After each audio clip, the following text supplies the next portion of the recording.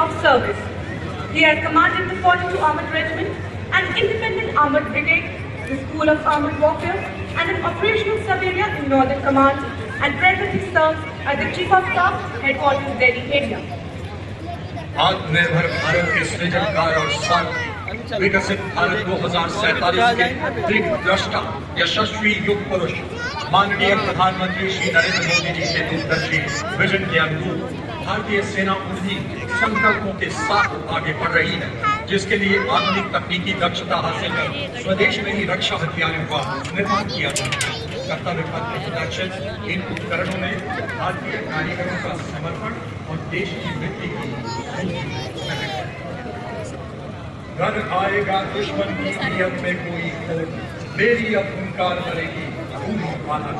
हुआ प्रहार और भरपूर जो अंत नहीं था, सिर्फ पहला अध्याय था ऑपरेशन सिंधु। और मंच की वजह से हमारे प्रेरणा पीठ पुरस्कार के लिए हम दस्ता Subedar major honorary captain Yogendra Paramvir Chakra सेवानिवृत्त, Subedar major honorary captain Sanjay Kumar Paramvir Chakra, जिन्हें गणतंत्र दिवस पर आज कई अन्य जीतों के साथ ऑनरेरी कैप्टन के रैंक से सम्मानित किया गया है। अशोक चक्र विजेता मेजर जनरल साइरस के हवाला अशोक चक्र, विशिष्ट सेवा मेडल सेवानिवृत्त कर्नल जी श्री राम कुमार अशोक चक्र। जैसा कि आप सभी जानते हैं, परमवीर चक्र युद्धकाल तथा अशोक चक्र शांति काल में असाधारण वीरता तथा आत्म बलिदान के लिए प्रदान किए जाने वाले वीरता सम्मान। Ladies and gentlemen, now approaching the saluting days is the European Union celebration of both flag bearers on three ceremonial days.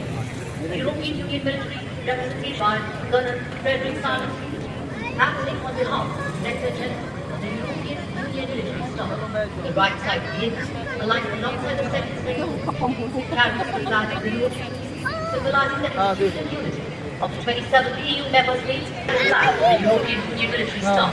The permanent entry body and the EU's institutional framework for security and defense. The left side tree, alongside the first ceremonial gate, carries the flag of the EU Naval Force Atlanta and EU Naval Force Asmara, which the European Union naval operations conduct under the security and defense policy of the Indian and the Red Sea region. These flags represent the European Union's operational presence, symbol of international maritime security. आज आपके सामने पहली बार गणतंत्र दिवस parade का हिस्सा बन रही बैटल एरिया फॉर्मेशन, जो आधुनिक युद्ध के अभिन्न अंगों को एवं उनके युद्ध में भूमिका को दर्शा रहा है। इस फॉर्मेशन में सबसे पहला दस्ता 61 कैवलरी रेजिमेंट का रेजिमेंट ने 1918 में पहले विश्व युद्ध के दौरान हाइफा की लड़ाई में तुर्कों के खिलाफ अहम भूमिका निभाई थी। युद्ध में रेजिमेंट के योद्धाओं ने तलवारों, भालों और लांस से लैस तोपों व भारी गोलाबारी का सामना कर शत्रुओं को हराकर अपनी वीरता, शौर्य एवं अदम्य साहस का ऐसा परिचय दिया जो आज भी हम सबके हृदय में जीवित है। जी हाँ, 61 कैवलरी रेजिमेंट का हर योद्धा है बंदा बहादुर सा निर्भीक, मानो 12 बंदों का जिगरा लिए डटा हो हर एक वीर। रेजिमेंट हमारी पश्चिमी सीमाओं पर ऑपरेशनल रोल में सक्रिय है। रेजिमेंट सीमाओं की सुरक्षा और सूचना एकत्रित करने के कार्य में निपुण है। रेजिमेंट सीमावर्ती क्षेत्रों में पेट्रोलिंग करने में अहम भूमिका निभाती है। माननीय प्रधानमंत्री जी के विकसित राष्ट्र की परिकल्पना के अनुरूप नए भारत की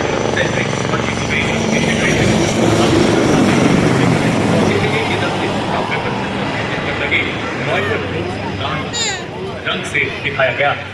मंच के बाईं ओर से कर्नल विजय प्रताप सिंह सेना मेडल के नेतृत्व में ऑपरेशन सिंदूर में भारत की जीत का परचम बड़ी शान से लहरा के प्रहार मुद्रा में स्वदेश में निर्मित आधुनिक हथियारों से लैस भारतीय सेना के लाइट हेलीकॉप्टर ध्रुव और रुद्र।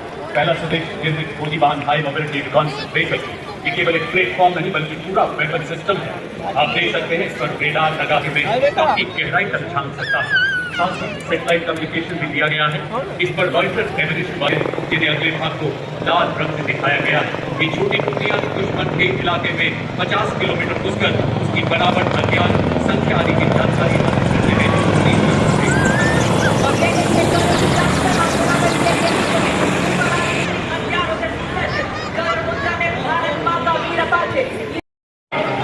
दुश्मन के टैंक और ठिकानों में सटीक वार कर संपूर्ण रूप से नष्ट करने एवं दुश्मन के एयरक्राफ्ट को ध्वस्त करने में सक्षम है।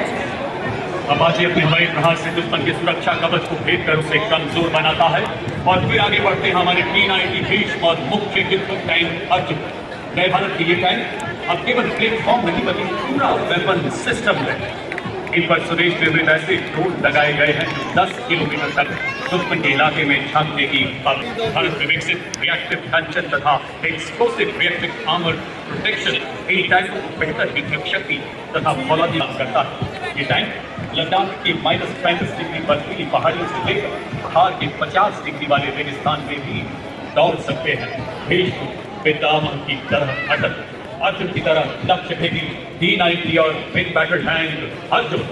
अगला दस्ता BMP सारद एवं नाम मिसाइल इन्फेंट्री कॉम्बैट व्हीकल है जो बख्तरबंद और मैकेनाइज्ड दस्तों के लिए रीढ़ की हड्डी के समान है। ये दुश्मन के टैंक्स को नष्ट करने में पैदल सेना को युद्ध क्षेत्र में सुरक्षित रूप से पहुंचाने और उन्हें प्रदान करने में सक्षम है। आज आपके समक्ष आप देख सकते हैं 20 किलोमीटर की दूरी तक निगरानी रखने के लिए ड्रोन एवं अग्रिम भाग में लाल रंग में लॉइटरिंग म्यूनिशन सिस्टम जो कि 50 किलोमीटर की दूरी से दुश्मन के बख्तरबंद वाहन, टैंक, रडार और संचार केंद्रों को सटीकता से नष्ट कर सकता है।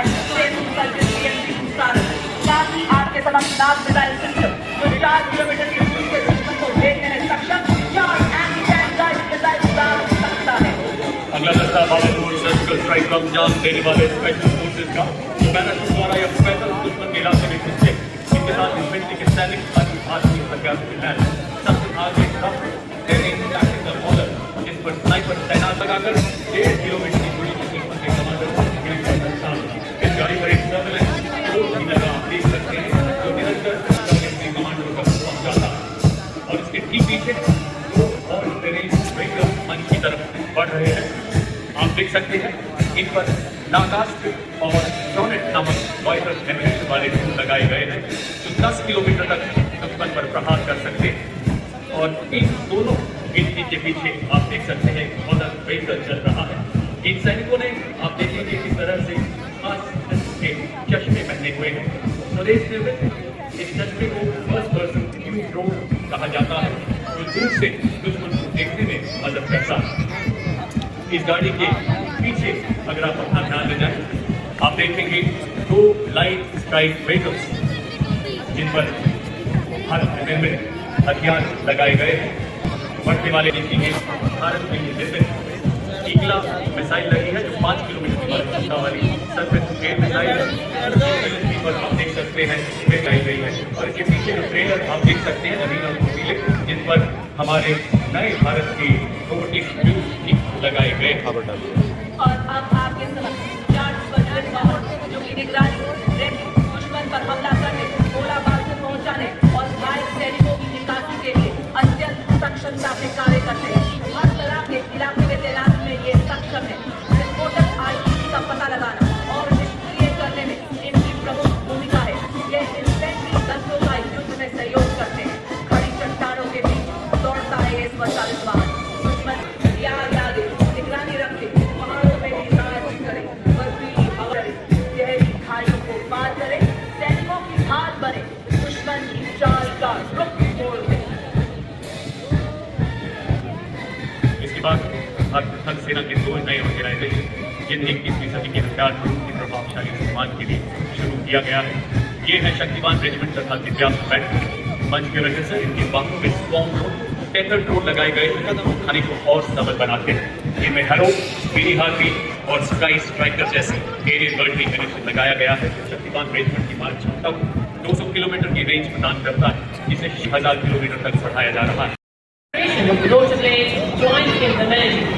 Emerging from the skies of the Rashtrapati Bhavan are the Indian Air Force's B-17 Manvi helicopters of 129 helicopter unit.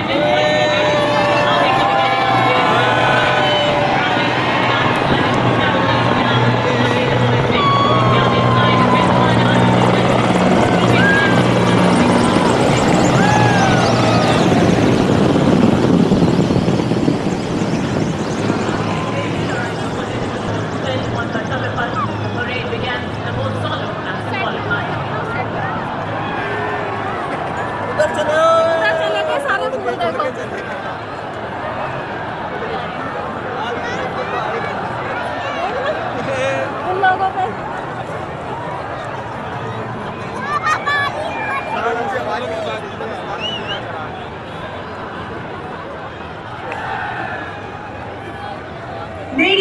gentlemen, heralding this year's Republic Day parade is the parade commander